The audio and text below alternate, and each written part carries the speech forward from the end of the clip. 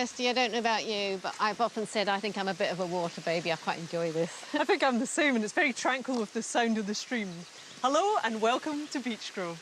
So here we are in the pond. It's an annual problem that we have, and it's mainly to do with this algae, which is, well, it's almost like hair. Yeah, it's horrible.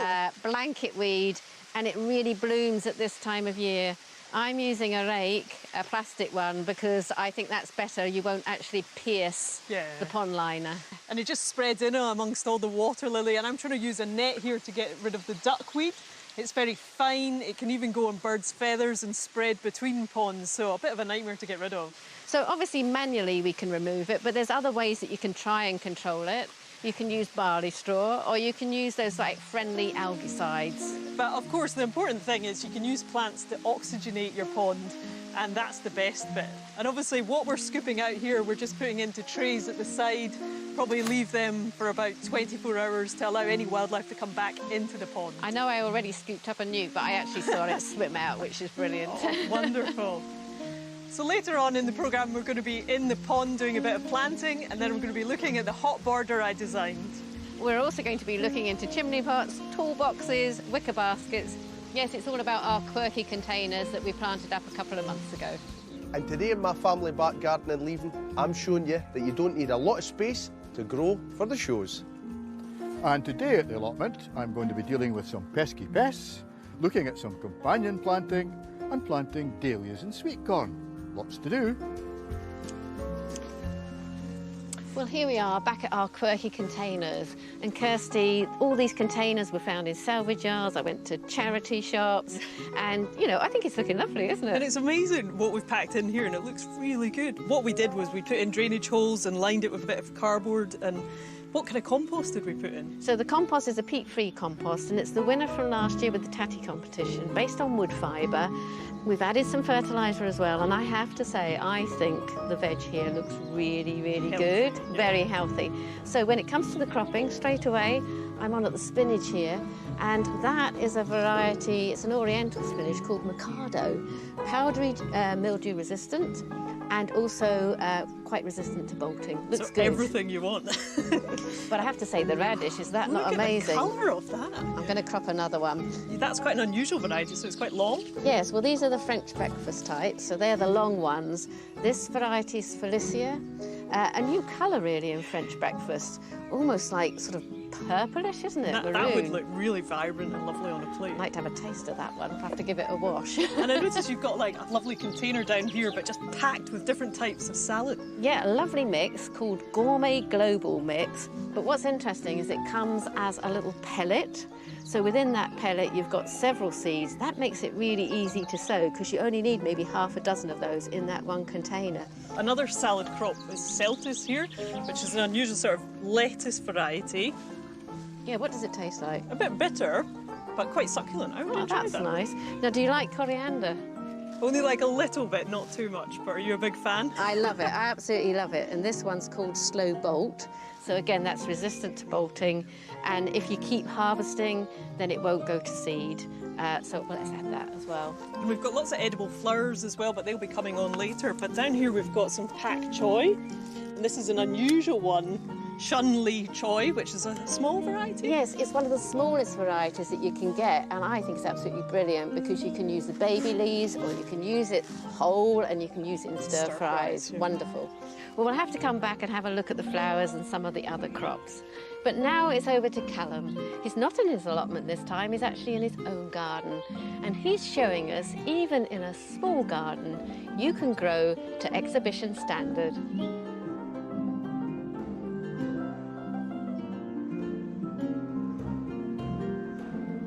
Hello and welcome to my family's back garden here in Leven. Yes, I'm not at the allotment today, but I want to show you that you don't need an allotment or a lot of space to be grown for the shows. So the first show schedule came in the post the other day, and in here is telling you what sort of things you can enter the show, how many you need, and most importantly, the rules and regulations. And one of the rules and regulations is pot plants can't exceed 10 inches. Now that's quite a small pot, and we want big specimens, fuchsias or geraniums or begonias. Well, I'm going to show you how to bend the rules slightly for your advantage. what we're going to do is fill up the pot with some compost, and then we're going to get a fuchsia that we're potting up, and the variety is Beacon. We're just going to knock that out the pot. Very important that we keep the label, because the judge will want to know what variety it is come show time. Tease the roots, we make our hole, and then just plant the fuchsia. So there we go, quite simple. That's that part done. How I want to bend the rules slightly is we're going to get another pot, we're going to fill that up, and then I'm going to get a pot, sit that on top of that. There you go, that's going to give us more growing space, a bigger root system, which is hopefully going to give us a better plant. Well, just before you go to the show, rip the top pot off, and there you go. The judge is none the wiser.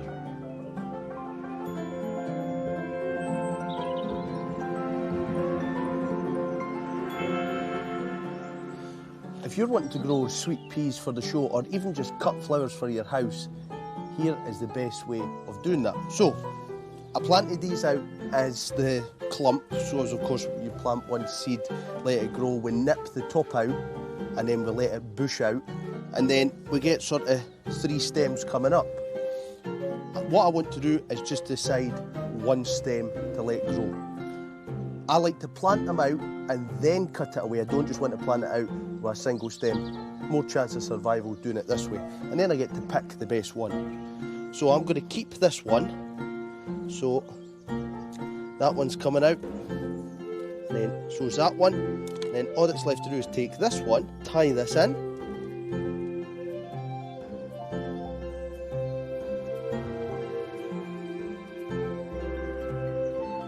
And then remember, because we're tying them in, the wee tendrils, they're coming out as well.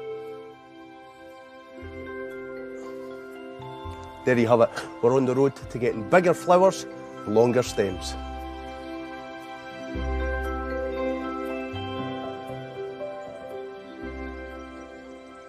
A lot of people believe that you need a lot of ground to be grown for showing. I'm going to prove to you that you don't.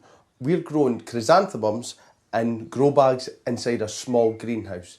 And do you want to know if it works? Well, last year we won the Scottish Championships. So, how did you do it? Well, first of all, the grow bag, these have been sitting on pallets, so they're nice and compact. We don't want that. What we need to do is we need to break that up and let air into the bag. So just bash it about, let the air back into the soil, flip it, and then I'm going to put some holes for drainage in the bottom. Flip that back over, level it out again. Then for the pot, what I'm using is a recycled flower bucket, and you could just get these for your local supermarket. Then what we want to do is cut a hole out of the bottom of the flower pot. I like to come in about 1 inch, just so the pot keeps its structure, so it's not all flimsy. And we're not going to see this, so it doesn't need to be perfect. There we go, hole in the bottom. We're going to put 2 pots on this grow bag, and then just cut round the bottom.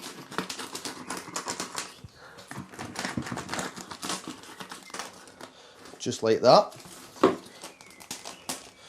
There we go. Get our pot, shimmy that in. Then I'm going to add in to the bottom of that some bloodfish and bone. And it's just a case of filling this pot up with compost.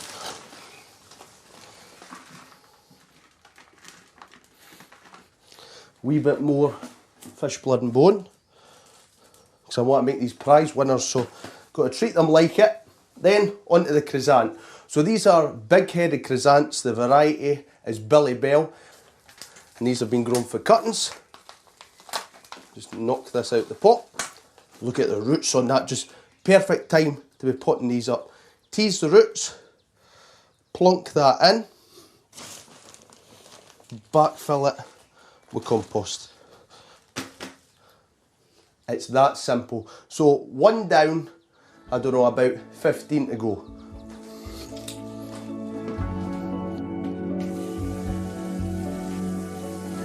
Well, I hope I've shown you that you don't need a giant garden to grow giant produce.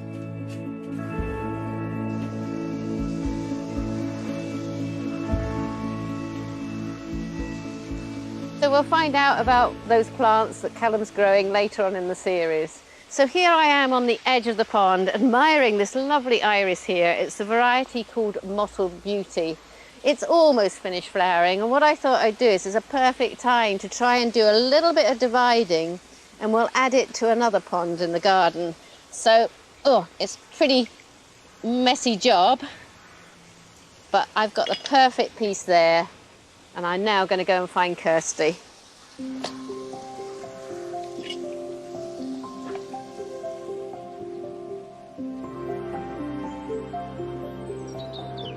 Kirsty, another nice job with water, because we're going to restock it with some interesting plants. Yeah, and I've just added this water lily Zafé, which has a lovely pink flower, and it's going to get to about 45 centimetres spread. So quite a small one. Yeah, and then I've been adding bricks where it's a bit deeper to put this next one in called Aurea, and that we want the water lily to really sit on the surface. Yeah, well, they're deep water plants, aren't they? But when you buy them and they're quite small, you have to start it almost like a marginal, and then as it starts to grow, you can take the brick away, can't you? Add some oxygenators as well. So a little ranunculus here that's going to have nice white flowers, be really good for pollinators too. So we're going to they look like buttercup flowers. Add that in over here. And then another oxygenator, the hornwort. Yeah, and this one doesn't have any sort of roots or anything, it just sort of floats around in the water. It's easy, isn't it? Easy planting, you're just going to throw it in. I'm going to throw it in. So here we go, adding some oxygen to the pond. And, well, I brought over a nice iris, so we're going to still do a little bit of planting. And, you know, the important thing about the soil that you use, I would actually say it's best that you do get some aquatic compost. And then what I'm going to do is just add a bit of gravel onto the top of the compost. And that just sort of weighs it down, doesn't it? Well, yes, because it weighs it down. If you have fish or you've got other things like newts, you won't get any disturbance. And again, it stops the soil making a mess of the pond, doesn't it? There are these fertiliser balls that you can add into them. Yeah, so in fact I think I'm going to put some in before I put the gravel on. It'll be a bit easier. I'm going to do a different method and just push them into the surface of the pot. And these are important for water lilies because they're really hungry plants, so to feed them in spring and summer. So we just will nestle them on the edge, but I just love the leaf on that one. I think it's beautiful, isn't it? Now I think I can find a shelf here, hopefully.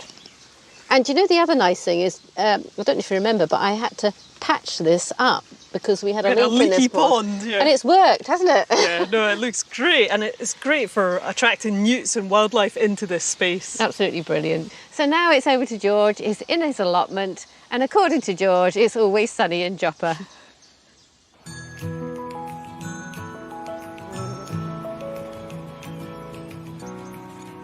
Well, we're back at the allotment here in sunny Joppa today, and I have to say it's been incredibly dry. Over the last 2-3 weeks we've hardly had a spit of rain. So the top of the soil, if you look at it, is completely dry. I mean, I can scuff that there and there's very little moisture. If I go underneath though, see, still moist underneath. And the reason is because you keep hoeing the surface and you break the little capillary tubes that bring the water to the surface. So that's the idea there. So there we are. There's 1 or 2 weeds, and the best time I was told to kill weeds is when you can't see them, when the seedlings are just coming through the soil. So that's when a hoe is ideal, either an onion hoe like this or the conventional Dutch hoe. Right, so there we have it, that's these weeds killed. Right, I'm going to do some thinning up here.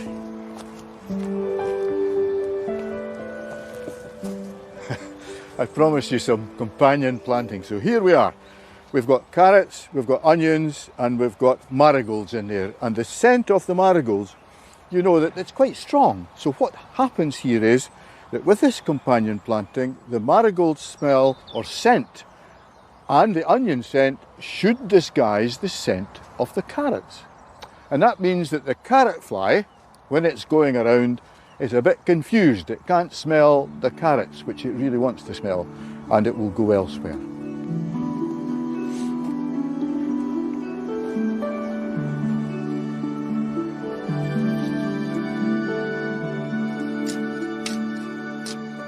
I've come up to the top of the allotment because this is the area last year where I had pumpkins growing.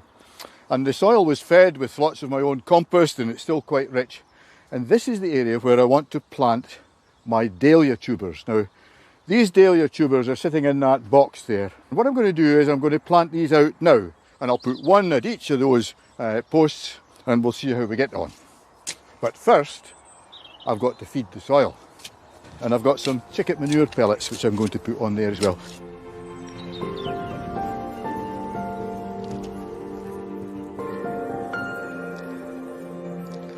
And mix it in so that you can hardly see it. And if you can hardly see it, it means that it's not going to burn the roots, and that's quite important.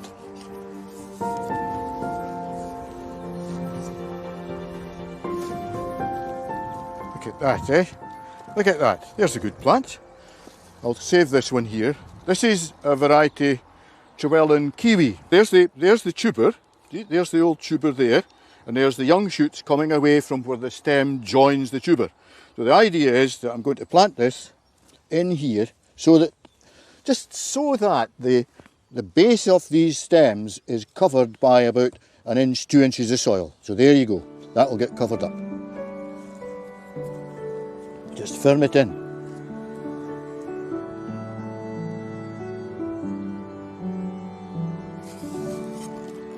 Well, there's the sweet corn plants. Now, these were plants which I bought online. They arrived in their packaging about 2 weeks ago. I've potted them up into old yoghurt pots, and now it's time to plant them. There's the variety. It's one which I grew last year, and it was quite successful when I could get to it before the rats did. So there we are, set them out. Right, so simple really, just get them in the ground, get them planted.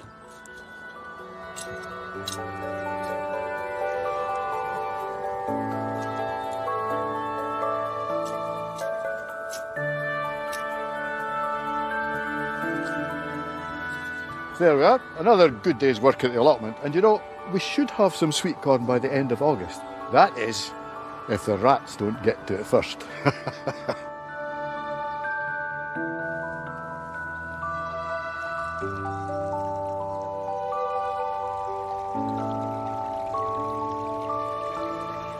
So you might remember between the stream and the calendar border, I designed and planted a hot border, which was using herbaceous perennials that will come back year after year and be a riot of colour, so yellows, reds and oranges. But we're already starting to see some colour from this Geum Totally Tangerine down the bottom. We've got a lily, Martigan lily, about to come out. As these perennials will take 2 to 3 years to establish and really get into their groove, we've got some annuals this year to provide a pop of colour. So first off, I've got a dahlia, which I'm positioning at the back for structure, and it's going to be taller. So this variety is called Josie, and it's going to be a lovely tango orange and really healthy, just a single tuber, and we're going to put that in the ground and just gently firm the soil around it. And then along the front, I've got some red marigolds, and this is red cherry. So they are nice and small, so they can fill the gaps at the front of the border. So again, just gently put the soil around it, and that'll be a lovely, vibrant pop of colour. And then I've got a bit of a gap in between the crocosmia and the hemerocallis, so I've got this calendula porcupine yellow, and that'll be a burst of yellow in there. And then along the front here, I've got some Tosmos tango, and it's best to sort of plant in 3s or 5s, like we did previously, and that'll block the colour together for maximum impact. So I'm just going to spread them around, and then the important thing is to remember to water them in as it's in the summer months and we want them to establish quickly. So hopefully next time I'm at Beechgrove, this border will be a real riot of colour. Now, we've been visiting gardeners from across Scotland who are experimenting in their own growing space, and this week it is time for Deborah Patterson, who has a small but productive garden in Aberdeen.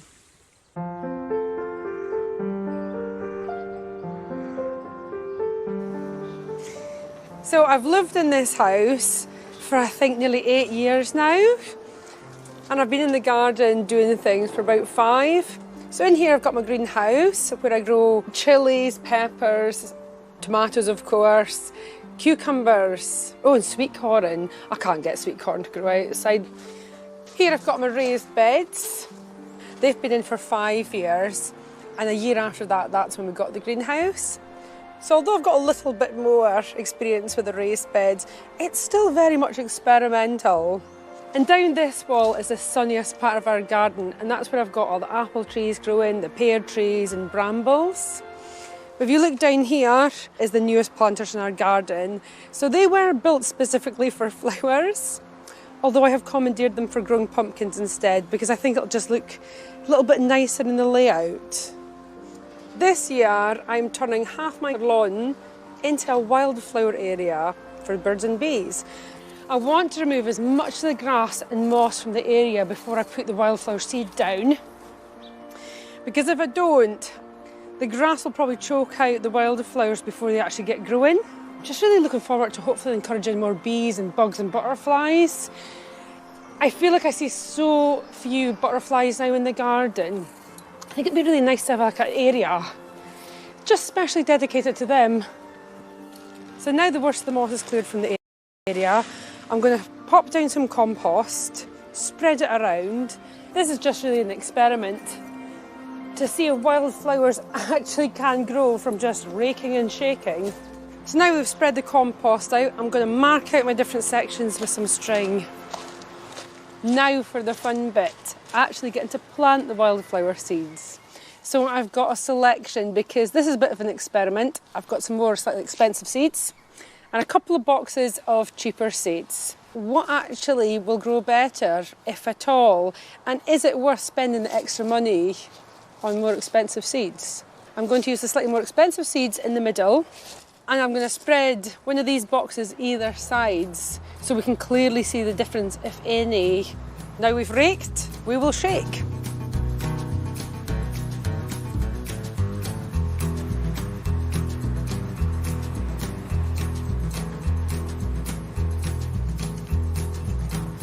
Whew. So satisfying. I've got this lovely piece of nature.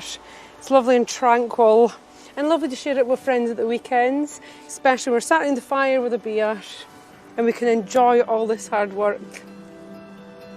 Oh, are you helping or are you, pal? I'll just give it a light watering in now and just make sure I keep it well watered over the next couple of weeks.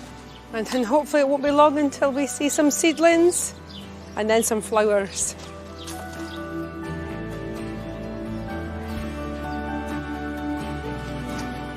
These are the pumpkins I've grown from food waste, from seeds I saved from pumpkins last year. I'll tap that out.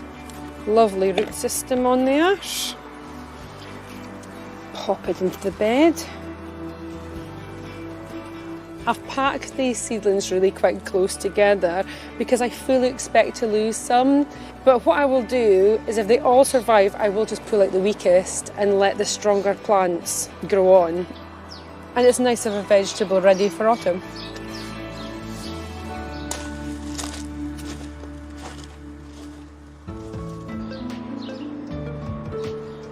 Quite a few of my neighbours have got cats, and one thing I find quite frustrating is the cat poo in my raised beds. So one of the things I find the most helpful to deter them from using my raised beds as a toilet area is bamboo.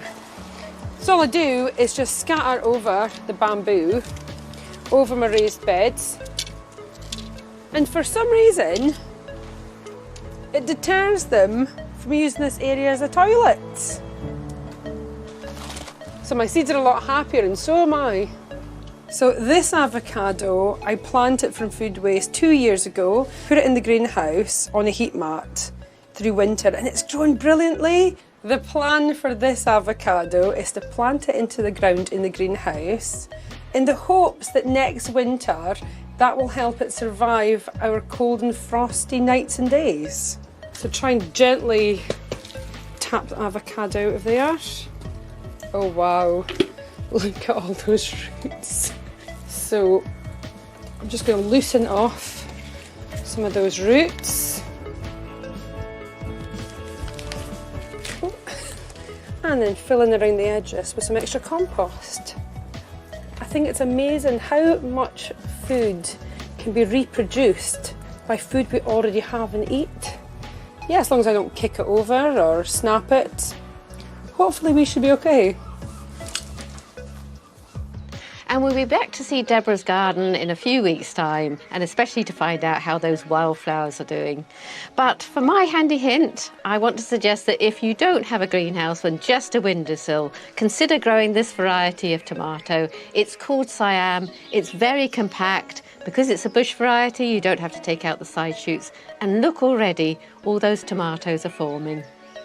So this goes to show that you don't need a big pond to have one in your garden. This is a small container one that I made a few years ago, and I've just been refreshing it today. This is anagallis, a nice new plant that grows in shallow water. We have an iris, a miniature equisetum, and then a lovely small petite water lily which is just about to flower. The taxoi which I planted earlier on in the series has now, well, it's shot its bolt, it's now running to seed and there's not very much on it to eat. So I'm going to lift this, just pull it out. But, oh, look at this. See what we've got here.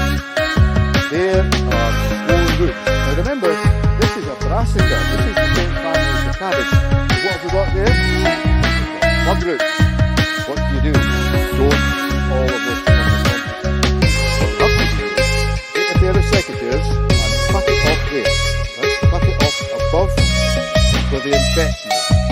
That then goes out to be burned. And the other stuff, the top greenery, you can put that in.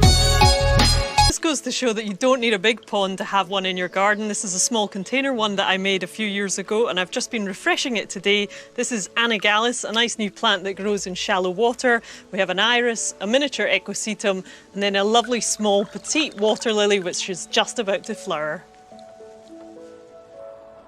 The taxoi which I planted earlier on in the series has now, well, it's shot its bolt. It's now running to seed and there's not very much on it to eat. So I'm going to lift this, just pull it out. There we go. But oh, look at this. See what we've got here. There are swollen roots. Now remember, this is a brassica. This is the same family as the cabbage. So what have we got there? We've got clubroot. What do? Don't put all of this on the compost heap. What you have to do is take a pair of secateurs and cut it off there, right? Cut it off above where the infection is. That then goes out to be burned. And the other stuff, the top greenery, you can put that on the compost heap. Well, Kirsty, we've certainly had a bit of a watery theme on this programme, haven't we? And we're finishing off in the bog garden. And you know, I think this has been looking absolutely stunning for quite a few weeks now. It's a real burst of colour, isn't it? And I'm loving this lemon iris on the water edge. And I notice even a tiny orchid is down here, a dactylorhiza. You'd almost miss it, but it's a beautiful plant. And then right next to it, you've got the candelabra primula. And look at these cheerful trollias, such a bright yellow. Yeah, very cheerful, and I love this regerzia with a nice structure. But I hear you and Brian have got a challenge next week then? Yes, a bit of a challenge. In fact, we're asking you, send in some of your gardening questions, and Brian and myself will certainly try and answer one or two of them. We'll also be doing a feature on houseplant propagation and cultivation. And remember, if you've seen anything on the series, you can watch it all again on BBC iPlayer. Just search for Beechgrove. So that's just about it, Kirsty. I think so. So see you next week. Bye. Bye. Mark and Ewan have some great stories from the great outdoors. Listen now to Scotland Outdoors on BBC Sounds.